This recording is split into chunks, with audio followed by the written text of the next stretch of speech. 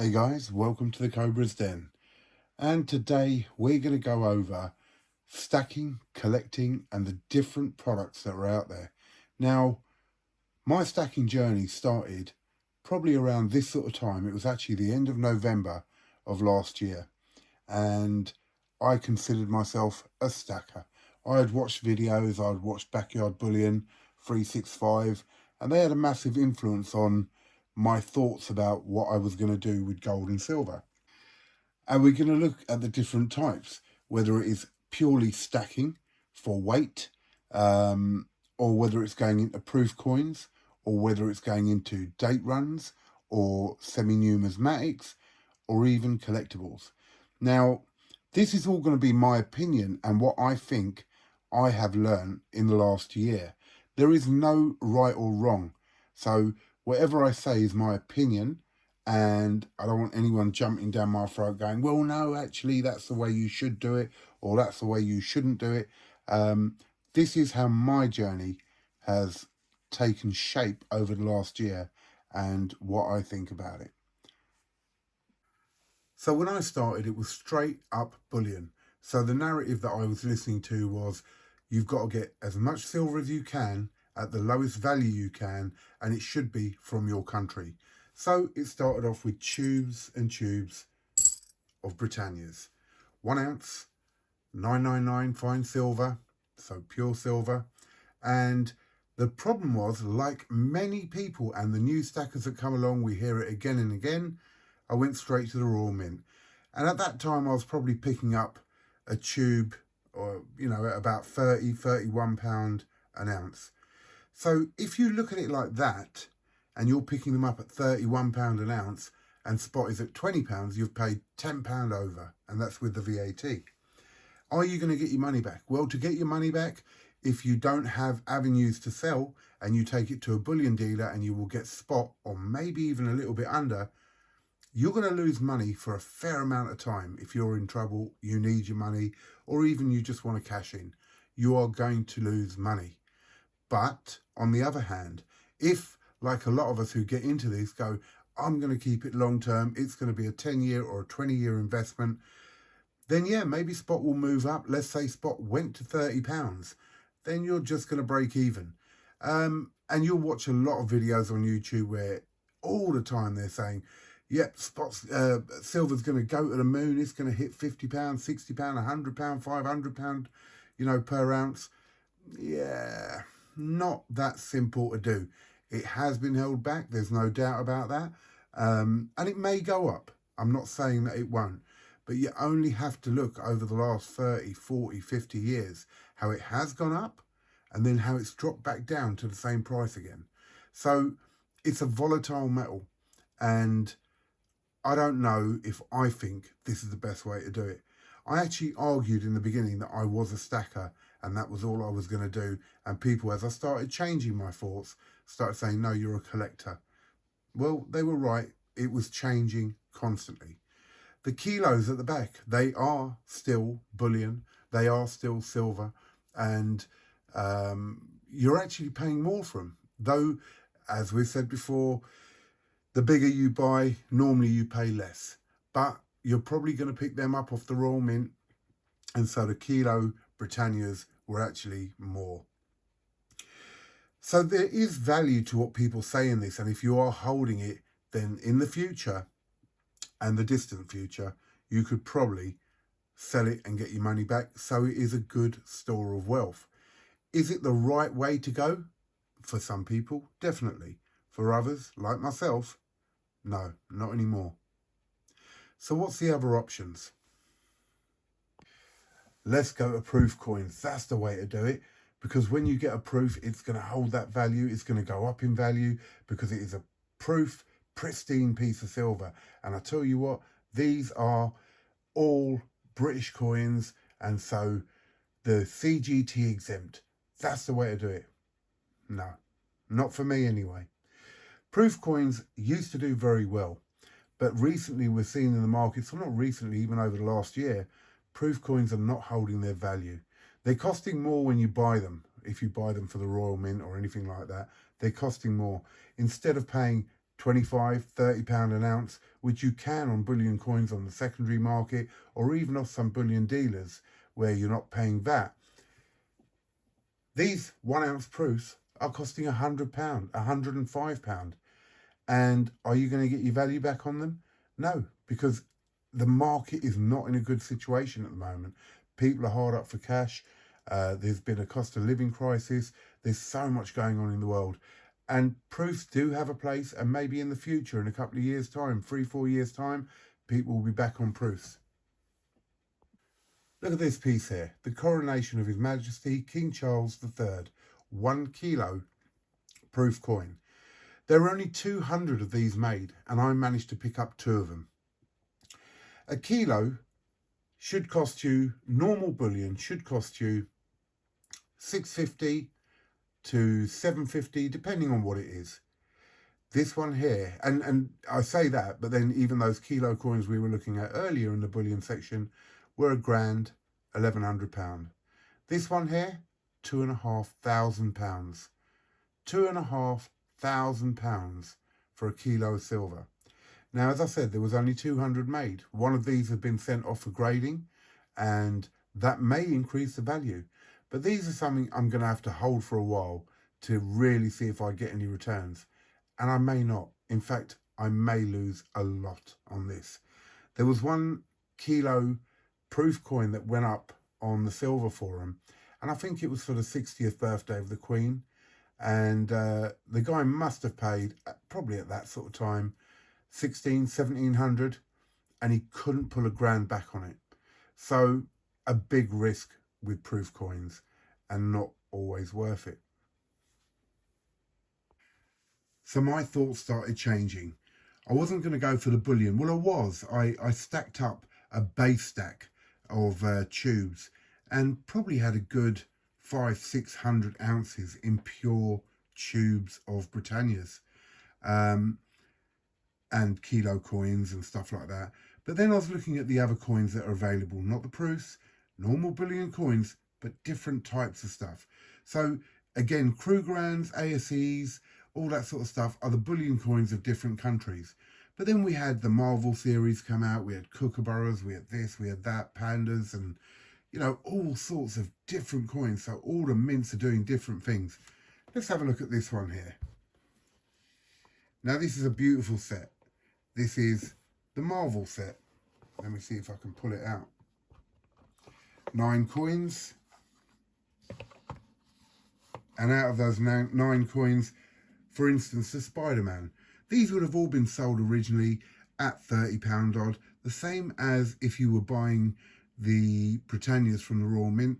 £30, £35, stuff like that. The Spider-Man now, you're looking at paying a good £80 to £120, £140 plus because they were limited mintage. And this is where it started changing my opinion. The mintages of coins. The Britannias we saw earlier are unlimited mintage. They will keep making a year's Britannia for as long as people want it, as many as they want, and they'll keep doing it. So you have no value of rarity, shall we say, with a straight up bullion coin. These, though, have a mintage on them. Now, when you're buying them, you're still paying a reasonable price. They will hold their premium pretty well. People say about you're paying too much in the premiums and all that. They do hold their premiums because people like them. Think about, though, what you're getting. Marvel, massive, massive series. Star Wars, massive series. So people are going to like them, and not only the people collecting coins, but the people who are into that sort of field. Lord of the Rings, different things like that. But they cost the same when you buy them, but they go up in value. Now be careful. Not everything will go up in value. So you can't sort of go, yep, any of these coins I buy will go up in value. No, they won't. But there are some that will. So my mind started changing that, look, have a base stack of the basic Britannias and all that lot. Because if silver goes up, you've got something there. But I started looking at these sort of coins. I bought a load of proofs, but I thought that's not really for me. And I started looking at these. So the Marvel set here, you could sell it for a profit if you bought it originally and built up the series. You could sell it for a profit now. And this is definitely one set I definitely think is worth having. And then date runs. Date runs are another one I like. One, you're building up a collection. It keeps your interest. And by having a complete date run, you add a bit of premium to it. Now, look, no one's saying that all the pandas, for instance, this lot here, all the pandas are going to hold their actual value singly as you bought them. But when you have a set, if people like the pandas, they're going to pay for it. And some of the earlier coins in a series or in a date run will build in value because people will be after them at a later date. And they'll do what I did, and they will backstack or back collect a series. So they may have picked up a few of the later years and thought, oh, I really like these, I'm going to go for them all. The typical example for me, if you've watched some of my videos recently, are the kookaburras. I've now completed the complete date run of kookaburras, and some of those coins cost me a lot. Could I have got them cheaper somewhere else? Quite possibly. But when it got to the stage that I only needed one or two more, I would pay extra for those coins to complete that date run. And to say a 1 ounce bullion coin of a kookaburra, I paid over £100. So these again are something, when you collect them, they do hold value and you can sell them at a premium.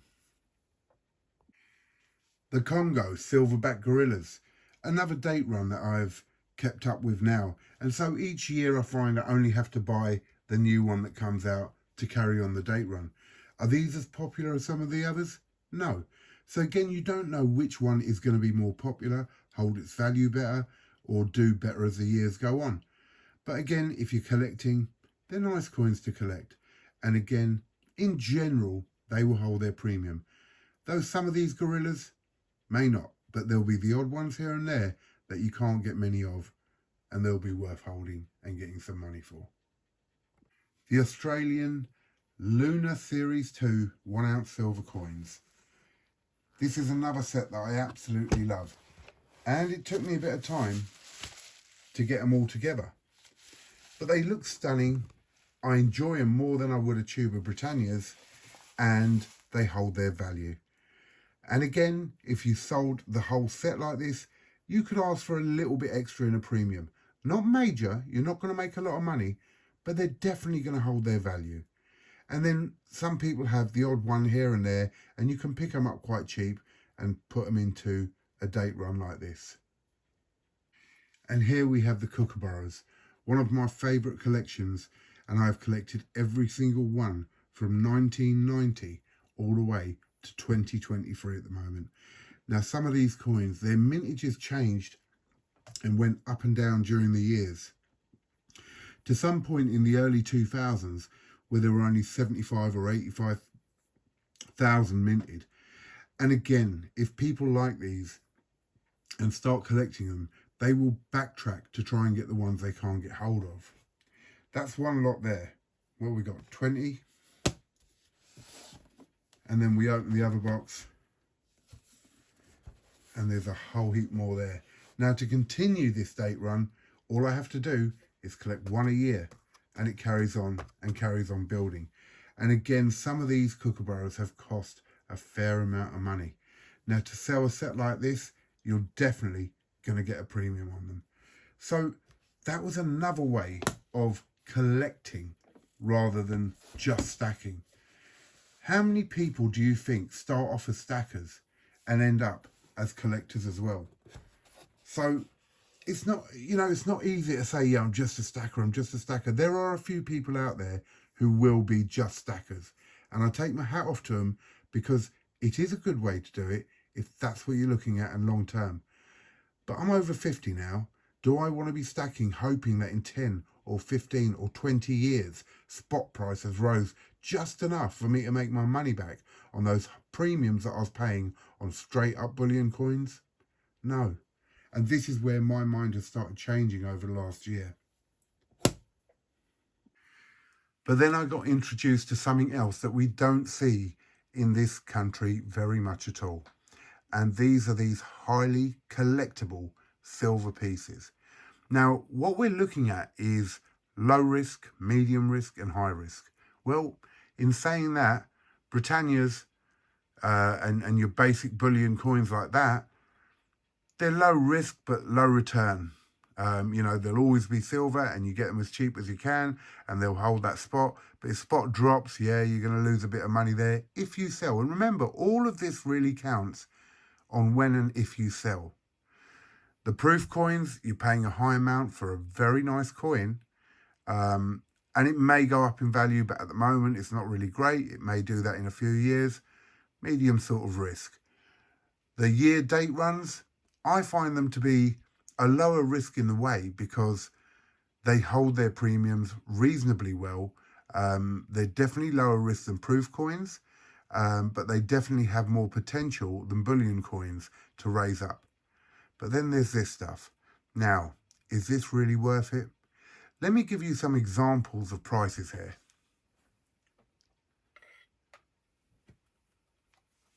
This here is a Mike Tyson gold new type of trading card. It's the first of its kind and it has been graded by CGC, which grades the magazines, as a 10. So the highest grading you could get. 0.5 grams of gold. 0.5 of 1 gram of gold. I apologise, I lied. It is a coin. It is classed as a coin. But how much did this cost me? Now, there were only 100 of these, I believe, and it cost me £300. Now, is it worth it? Well, let's think about this. If you look at the old Pokemon cards and all that lot, right?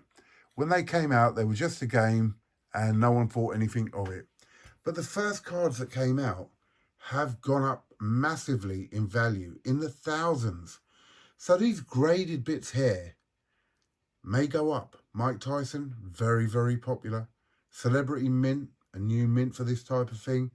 It could go up. Have I made a mistake buying this? I don't know, maybe. But this is the high risk stuff, but still very, very good.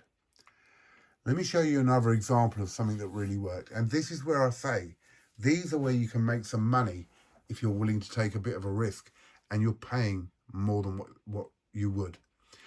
The tarot card series. I've got about 4 different tarot cards. This one is Death. I've got Temperance, the Hermit, Justice. And it's beautiful. They package these beautifully. It comes like a book. It looks like a book. Absolutely lovely. You open it up and inside you have a 1 ounce coin. 2000 mintage. An absolutely beautiful coin. Now, I managed to pick this up at a reasonable price. And when these came out, they were probably about 100 quid. I paid more than that because I bought it after the time. If I can get this out, I'll show you.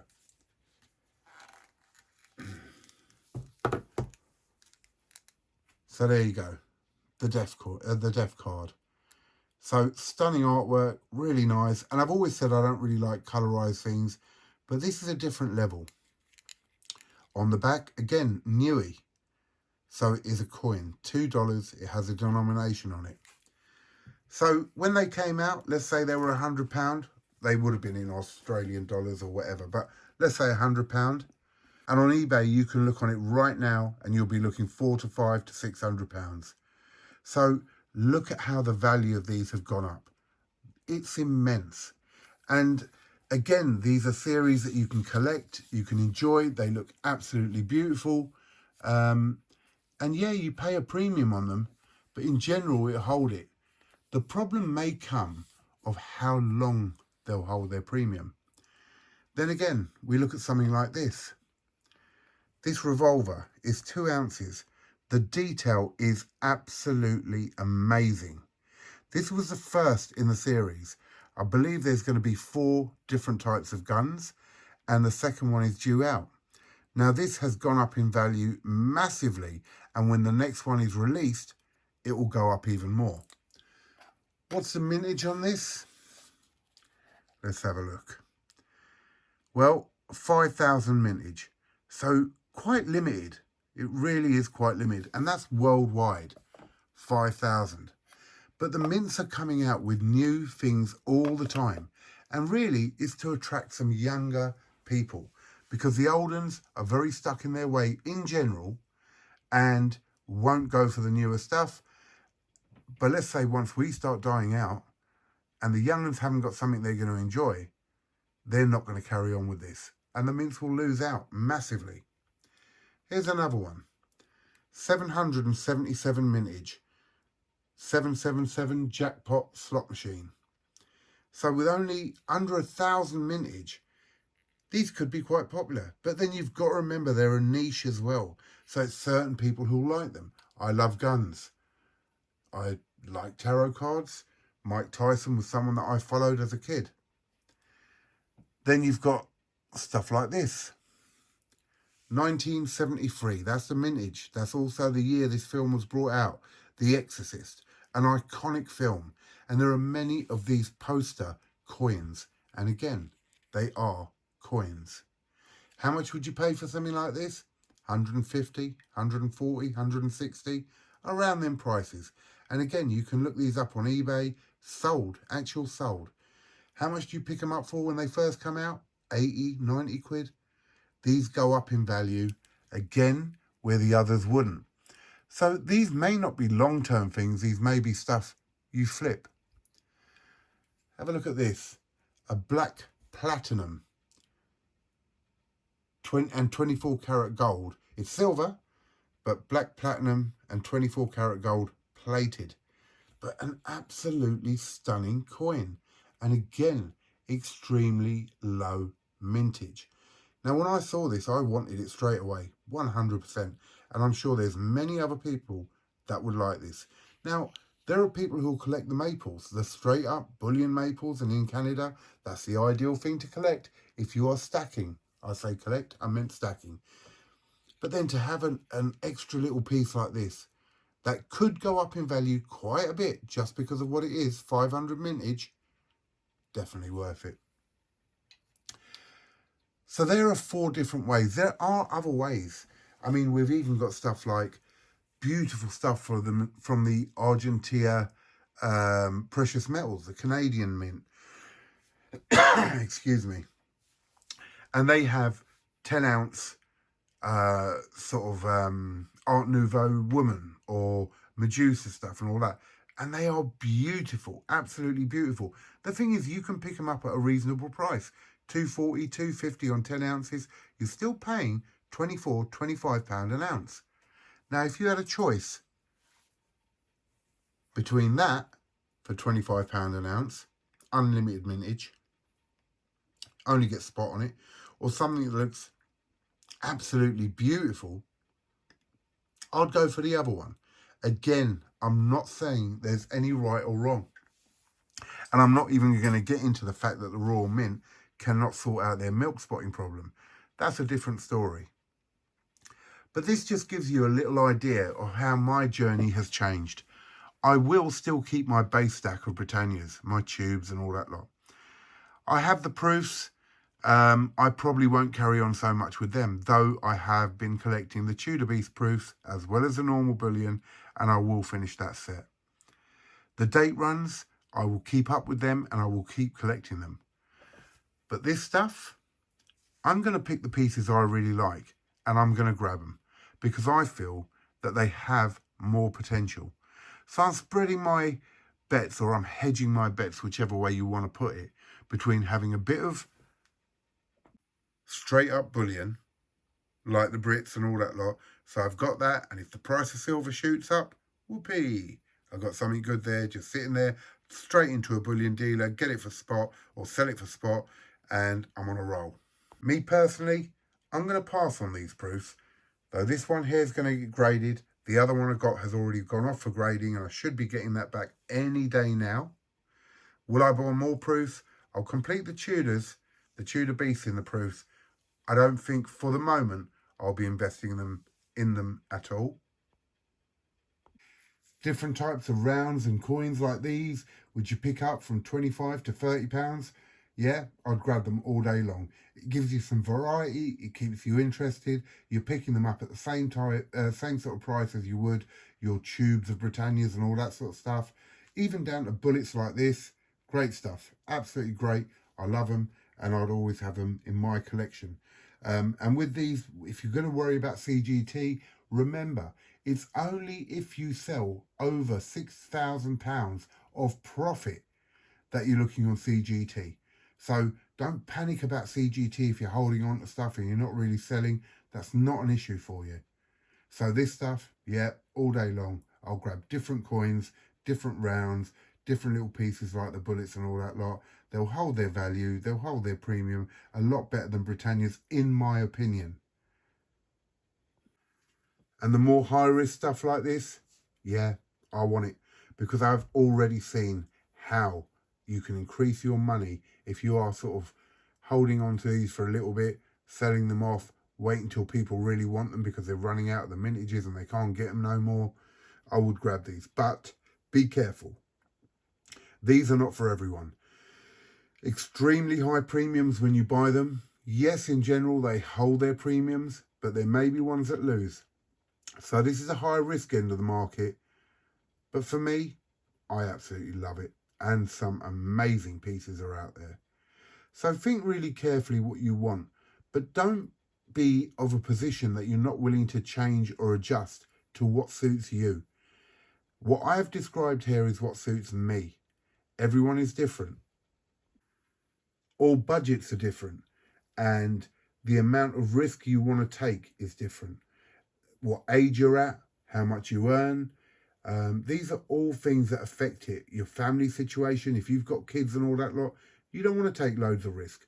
You want to have your base metals and keep building them up.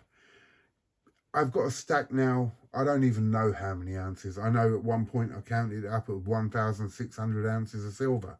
Whatever way I look at it, I'm in a good position if anything good happens to silver. I'll have my base stack that can be cashed in really easily if need be. I'll have stuff like this, which I'll keep an eye on and see if it's going up or down. But remember, this is more risky. And then those basic coins, which are always going to hold their premiums to a certain extent. They're great. They give you variety. They give you the entertainment. And they're a nice medium to low risk. And for me, though they're beautiful, I mean, absolutely stunning, and very limited mintage on some of these things. Proof coins, I don't know. I suppose I'd put them in the same category as those high-risk collectibles. Not for me at the moment. So there you go, guys. I hope that was a bit informative for you and just gave you another way of looking at what you've got, what you stack, what you collect. And the title of a stacker and collector, it don't mean nothing, because I believe truly that it changes as you learn. And every stacker, or 99% of stackers, have collected at some point in their time as well. I hope you enjoyed this video. If you did, please like, share and subscribe. This is the Cobra Stacker signing out of the Cobra's Den.